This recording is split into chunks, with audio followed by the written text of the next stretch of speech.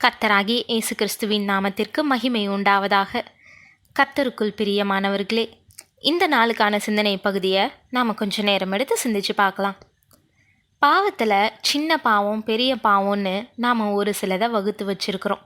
நான் என்ன கொலையாக செஞ்சிட்டேன், இல்லை விபச்சாரம் செய்கிறேனான்ட்டு நாம் செய்யக்கூடிய பாவங்களுக்கு நியாயம் சொல்லிக்கிட்டு இருப்போம். கீழே கிடக்கிற பொருளை, நமக்கு சொந்தமே இல்லாத பொருளை எடுக்கிறது பாவம்னு நாம் நினைக்கிறது இல்லை. இப்படி ஒரு சில தவறுகளை செய்கிறத ஒரு பெரிய பாவமாக நம்ம கணக்கில் எடுத்துக்கவே மாட்டோம். இப்படியாப்பட்ட காரியத்தை இன்றைக்கி நேரம் எடுத்து நிதானித்து பார்ப்போம். நான் ஒரு தனியார் தொண்டு நிறுவனத்தில் வேலை செஞ்சுட்டு வந்த நாளில் ஒரு கிறிஸ்தவர் நண்பரும் என்னோட வேலை செஞ்சிட்டு இருந்தார். அவர் கொஞ்சம் வித்தியாசமான நபர். ஆஃபீஸில் வச்சுருக்கக்கூடிய பேப்பர், பென்சில், பேனா, stapler, table weight, table cloth, writing பேட்னு எல்லாத்தையும் அவருடைய சொந்த பயன்பாட்டுக்காக வீட்டுக்கு எடுத்துகிட்டு போயிடுவார். வீட்டில் அவரும் அவங்க குடும்பத்தில் இருக்கிற எல்லாரும் அதை தாராளமாக பயன்படுத்துவாங்க. இது போல் செயல்னால் நிறுவனத்துக்கு ஒன்றும் நஷ்டம் வந்துடாதுன்னு லாஜிக் வேற பேசுவார். நிறைய நண்பர்கள் அவருக்கு ஆலோசனை சொல்லியும் அவர் அதை ஏற்றுக்கவே இல்லை. ஒரு நாள் ஆஃபீஸில் இருந்து ஒரு பேப்பர் பண்டில் தன்னுடைய வீட்டுக்கு எடுத்துகிட்டு போகிறப்போ தவறுதலாக ஒரு ஃபைல் ஒன்றையும் எடுத்துகிட்டு போயிட்டாரு. கொண்டு வந்ததை அவருடைய ஒய்ஃப் கிட்ட கொடுத்தாரு. அவங்களும் அந்த பேப்பரை எடுத்துக்கிட்டு அந்த ஃபைலை தேவையில்லாத குப்பைன்னு நினச்சி பரணியில் தூக்கி போட்டுட்டாங்க. ஒரு சில நாள் கழித்து மேலதிகாரிங்க இவர்கிட்ட அந்த குறிப்பிட்ட ஃபைலை எடுத்துகிட்டு வர சொல்லி சொன்னாங்க. இவர் தன்னுடைய இருக்கையில் வந்து தேடினார். அது ரொம்ப முக்கியமான ஃபைலு, ஆனால் கிடைக்கவே இல்லை. தேடி தேடி அலுத்து போயிட்டார்.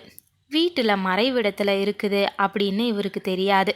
யாரோ ஒருத்தர் சலுகை காட்ட இந்த ஃபைலை மறைச்சிட்டாங்க அப்படின்ட்டு குற்றம் சாட்டி இவரை பணியிட நீக்கம் செஞ்சிட்டாங்க. அதாவது சஸ்பெண்ட் பண்ணிட்டாங்க. பல நாட்கள் ஆகியும் இவர் ஃபைலை ஒப்படைக்க முடியாததுனால போலீஸில் தெரிவிக்கப்பட்டு இவர் மேலே கிரிமினல் ஆக்ஷன் தொடரப்பட்டு கைது செய்கிற நிலை உருவாயிடுச்சு.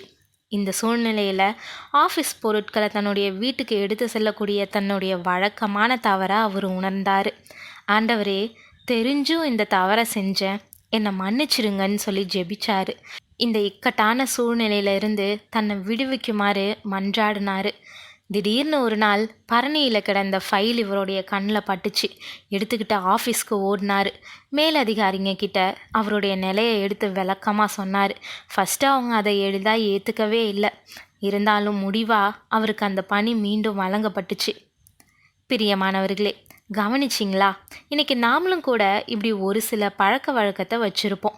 இதெல்லாம் ஒரு பாவமே இல்லைங்க அப்படின்ட்டு சாத்தான் சொன்ன பொய்யை நம்பி தேவனுக்கு விரோதமாக வாழ்ந்துக்கிட்டு வருவோம். நான் சும்மா தானே பேசுகிறேன், நான் என்ன மாம்சத்துலையா பாவம் செஞ்சேன், ஒரு ஏழைக்கிட்டையா வஞ்சிச்சேன் அப்படின்ட்டு இப்படியாப்பட்ட சுயநீதியினால் மகா பெரிய பாவத்தை செய்கிறவங்களா இருப்போம். அது தேவனுக்கு அருவருப்பானது.